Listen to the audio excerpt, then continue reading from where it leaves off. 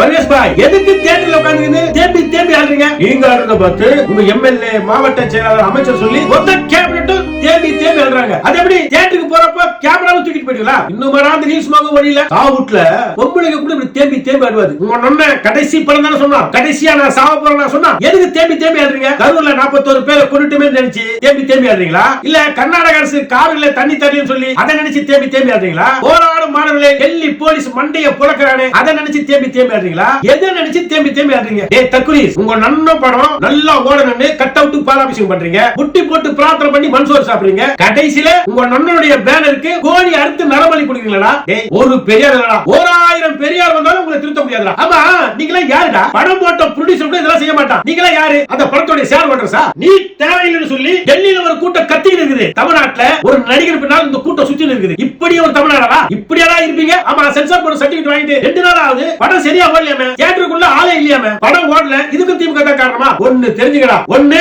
திமுக ஆளணும், இல்லனா திமுக தயவால ஆளணும், இல்லனா திமுக பத்தி பேசி பேசி ஆளணும். இதுதான் திமுக.